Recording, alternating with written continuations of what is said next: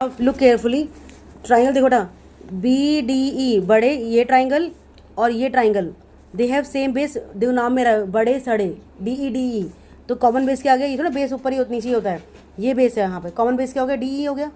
और between same parallel line, line तो parallel होना चाहिए। आपको दिया होता है कि डी ई बी सी के पैरेलल है, तो आप उसका यूज़ नहीं करोगे, है ना? तो डी ई बी सी के पैरेलल था, एक चीज़ तो ये पता लग गई। और बड़े और सड़े का कॉमन बेस क्या है? डी ई, तो सेम बेस और सेम पैरेलल लाइन, तो यानी कि इन दोनों के एरिया क्या हो जाएंगे? इक्वल। मेरी बात समझ में आ रही है? ये प्रॉपर्टी थी जो आपकी चैप्टर 9th क्लास में आपको लोगों को कराई नहीं, क्योंकि चैप्टर आपका डिलीटेड था, बट ये आपको अब जाननी पड़ेगी। क्या प्रॉपर्टी कहती है कि दो ट्राइंगल्स, इसके बाद में कंटिन्यूशन में करूँगी बेटा।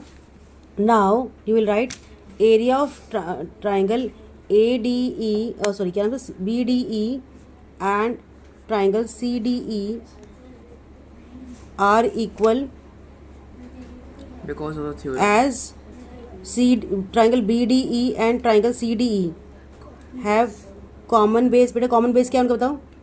DE कॉमन बेस है DE and between same parallel lines, between same parallel lines. कौन सी लाइन पैरेलल बेटा? Parallel lines. DE is parallel to BC, that is given. इतनी बड़ी कहानी लिख दी हमने प्रॉपर्टी के हिसाब से। दो ट्राइंगल में सेम बेस था, बिटवीन सेम पैरेलल था, तो ये दोनों ट्राइंगल्स क्या हो गए? They are equal in area, तो बी डी ई का area is equals to area of C D E. सड़े इसको ले लो बेटा थर्ड। अब देखो बेटा निचोड़ लास्ट में, कंक्लूजन है ना, from first second and third what we gate.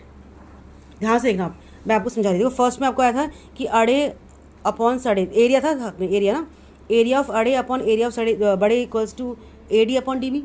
यहाँ लिखा आपने एरिया ऑफ अड़े अपॉन एरिया ऑफ सड़े, that is A E upon C E. और यहाँ पे यू आर राइटिंग कि अड़े बड़े तो का तो एरिया इक्वल है आपस में, यानी कि नीचे वाले पोर्शन इक्वल हैं, और ऊपर तो पहले से और ऊपर तो पहले अड़े अड़े बोल रही हूँ मैं। जब ऊपर तो अड़े है ही, अड़े अड़े, नीचे बड़े और सड़े भी ऑलरेडी इक्वल कर दिया आपने। It means what? It is equals to this ratio is equal to this ratio. सही बात है। देखो ऊपर वाला एरिया तो हमेशा बराबर रहता है, चाहे नापो कैसे भी नाप लो, हथेलियों से नापो, इंच टेप लो, मीटर से स्केल कुछ भी लो, तो एरिया विल बी सेम। तो अड़े अड़े के इक्वल हो गया, और बड़े और सड़े हमने इक्वल कर दिया because of this property. It means what कि from first and second and third what we get? A D upon D B is proportion to, यानी कि that is equals to A E upon E C, hence proved. That is your BPT theorem. कितना समझ में आया I don't know, but please एक बार revise कर लो।